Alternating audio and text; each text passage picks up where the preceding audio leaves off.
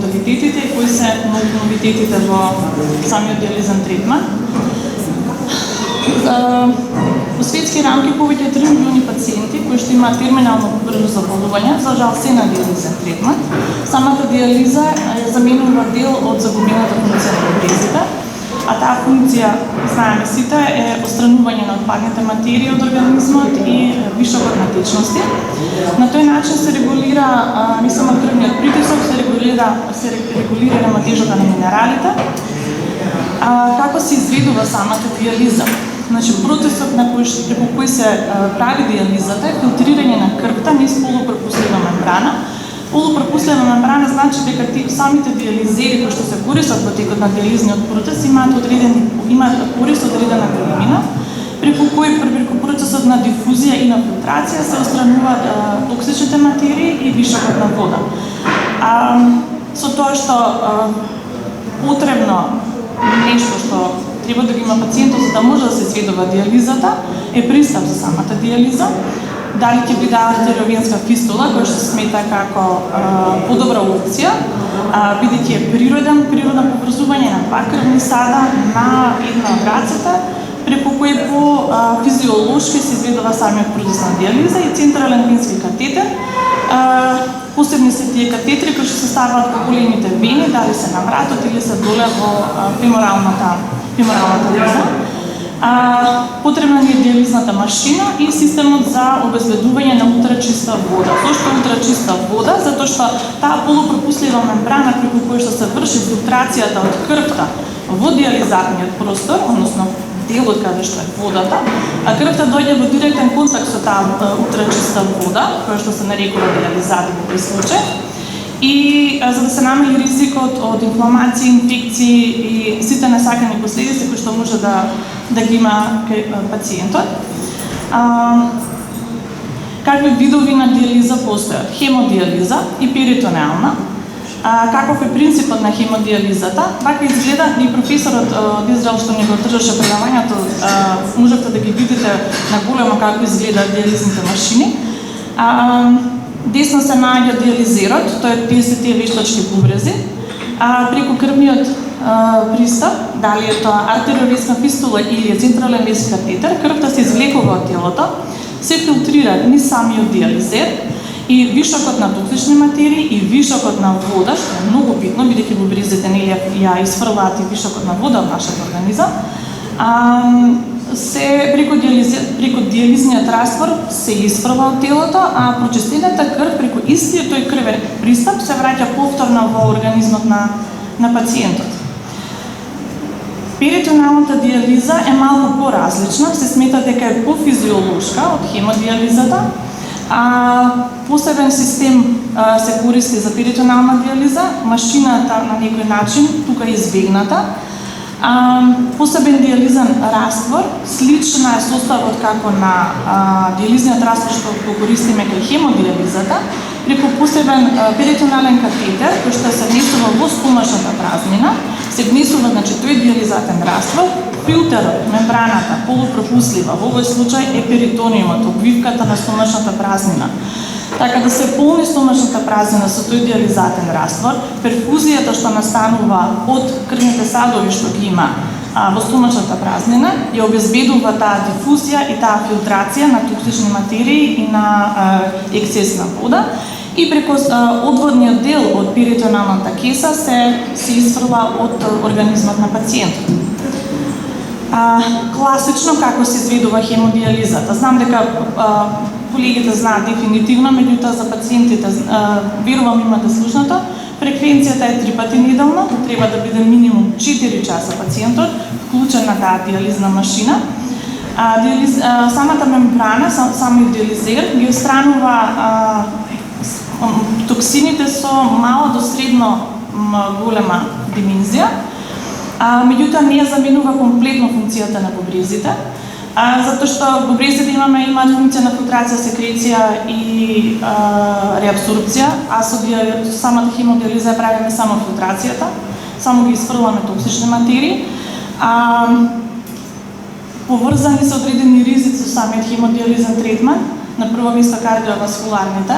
Зошто? Затоа што кога завршува диализниот третман после 4-тиот час, имаме повторно скок на сите тие токсични материи кои што организмот нормално се ги продуцира.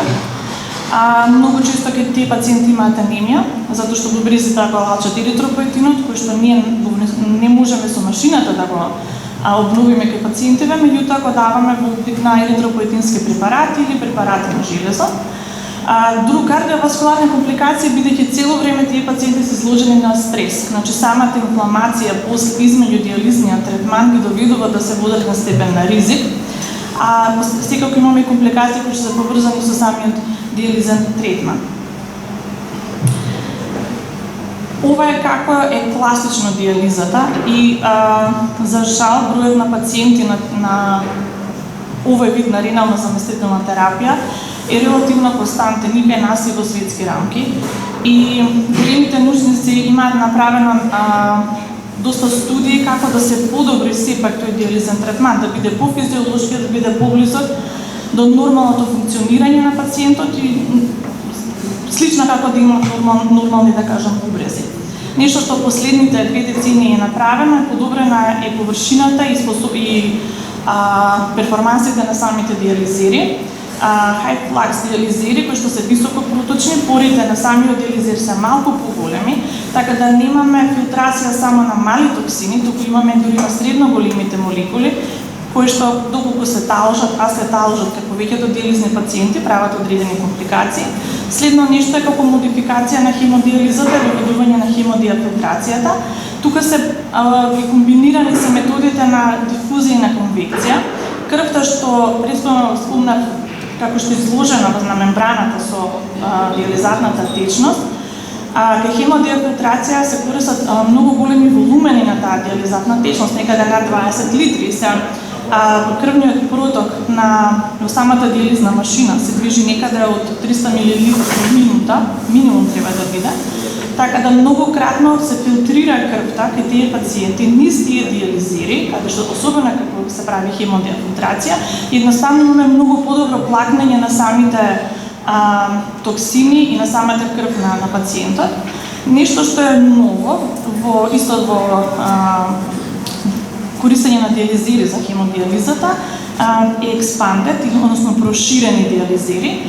Тие се релативно нови, средно големи до големи молекули и порите што се во самите диализери се со различна димензија и се поставени просторно да бидат на помала површина, повеќе пори, подобро се извиткани внатре во самиот диализер и се добива како комбинацијата на хемодиафилтрацијата е едноставно да се прави обична хемодиализа, меѓутоа проширена хемодиализа, затоа што можат и тие големи молекули на токсини да се устранат од телото. Домашна диализа е нешто што му дава слобода на пациентот, нешто што во западните земји е доста присутно, особено скандинавските земји се на прво место, каде што целиот тој систем, машина, пристап, системот на вода кој што треба да биде сигурен за пациентот, се инсталира во домовите на пациентите, посебни се тие игли за буцкање, пациентите се едуцираат однапред како тоа треба да се прави. Онлайн поврзани им се самите диализни машини со болницата која што ги води тие пациенти. Сестра првите месеци доаѓа ги проверува пациентите, секој момент кога ја прават диализата, самите пациенти имаат слобода колку сакаат да ја водат диализата и колку често во неделата. Исто како за другите заболувања што постојат третманите, се обидува да се направи диализата да биде персонализирана. Бидејќи не сме сите во ист модел ставени, сите сме релативно различни. Тоа што значи? На некој пациент може би му одговара 4 часа диализа, на некој може да му треба 4 часа и 30 минути. Некој може само со 2 третмани во неделата да има релативно добро чистење на крвта, ние тоа што го викаме, меѓутоа има пациенти кои што имаат потребно и 4 третмани, така да се прилагодува и време траењето, но и честотата на хемодиализата. Една од компликациите поврзани со самиот процес е тоа што фосфатите, фосфорот од крвта скоро и да не се отстранува доволно со самата хемодиализа, па дури со хемодиафилтрацијата. Потребни се над 5 часовни диализи за да може тоа да се изведува поради некој плато што го прави фосфорот. Исто така и кај некои пациенти имаме проблеми со контрола на крвниот притисок, особено тие кои што помеѓу самиот диализен третман мислуваат големи количини на течности, не само вода, туку и храна во облик на течности. Друг модалитет на персонализирање на диализата е ноќната диализа. Ова особено кај луѓето кои што имаат можност и кои што се доволно спремни да водат домашна диализа, едноставно легнуваат дома, навечер се вклучуваат на самата машина и цело 6 до 8 часови, зависно каков е сонот, и го прават тоа филтрирање на крвта, односно странување на токсична материја, и на тој начин имаат поголема слобода, бидејќи преку ден состема функционираат нормално, одат на работа, одат на студии, излегуваат, имаат подобар социјален живот и поголема независност. За се ова, за да може да се каже дека можеме да правиме персонализирана диализа, треба да ни биде сигурен апарат, диализниот апарат, затоа што на крајава сепак е само апарат, каде треба некој да го контролира. Последниве години апаратите за диализа се доста, да кажам, модернизирани, имаат доста сигурностни системи, имаат доста елементи во себе кои што можат да прават во живо проценка каква е состојбата на пациентот, да реагира апаратот, додека да реагира дали лекар, дали сестра. И на тоа се постигнува со посебни технологии за подобрување на таа индивидуализирана грижа. Нешто што е оптеретување кај пациентите на диализа е колку вода носат, колку тежат, колку течност носат, колку треба да извадат.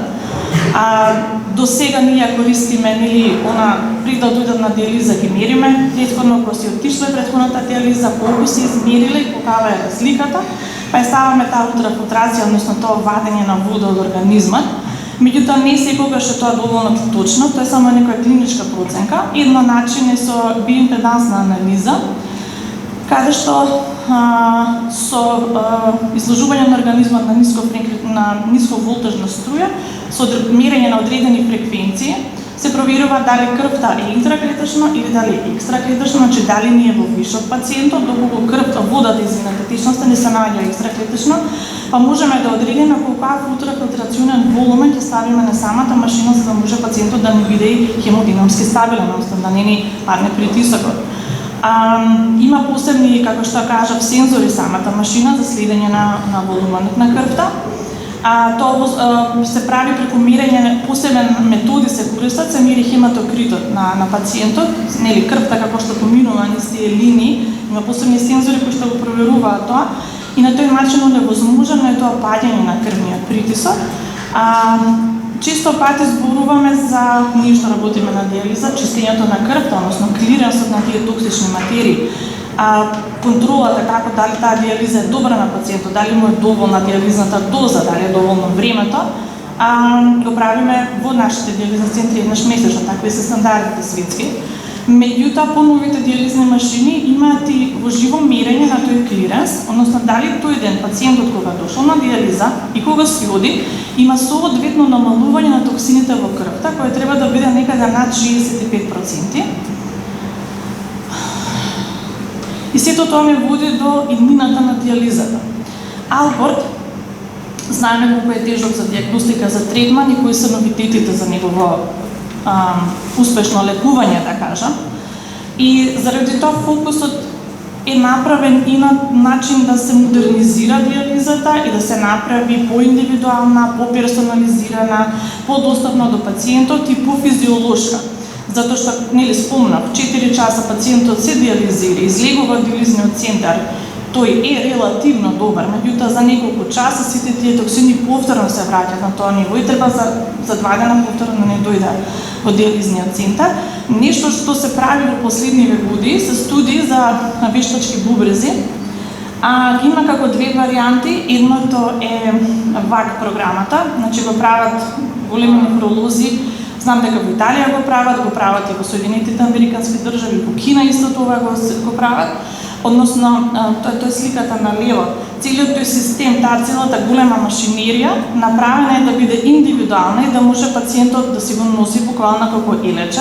И е во фаза на истражување, не е се уште присутна во клиничка пракса, но е нешто што не дава огромна надеж дека тие габаритни големи машини и тоа доаѓање во диализните центри може би ќе ќе биде тема на минатото, каде што целиот систем идеализирати водата во посебни кертриџи со батерии се користат, значи доста е сложен целиот систем. Студиите се релативно охрабрувачки.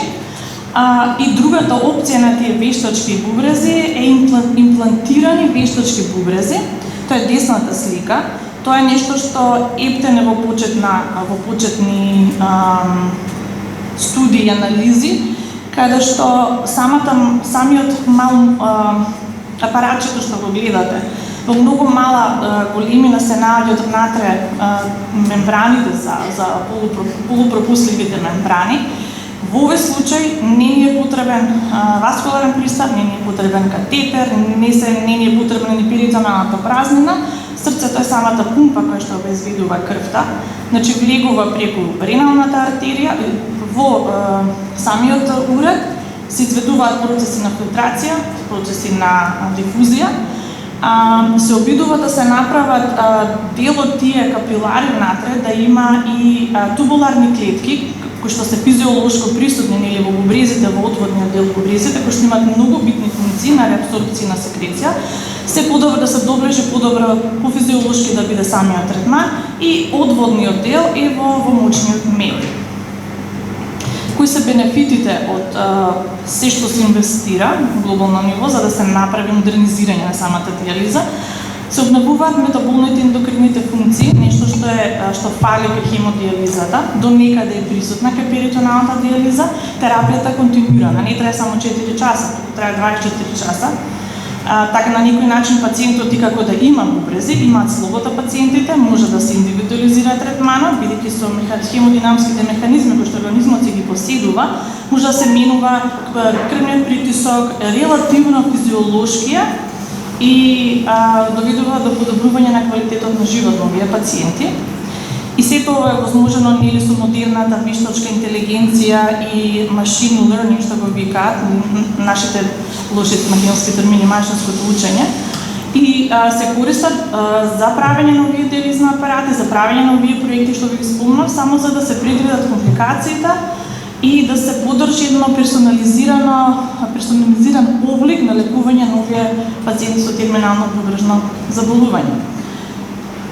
Се брза можам како заклучок, модерната диализа, која што до некаде се применува и во центрите во Македонија, е повеќе стандардна процедура.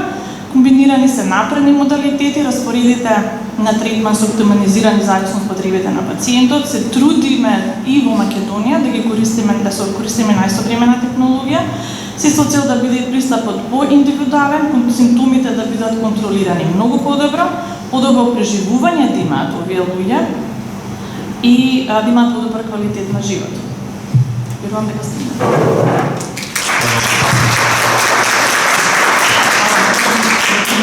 Благодарам многу истрпно на предавање. Благодарам што имаш.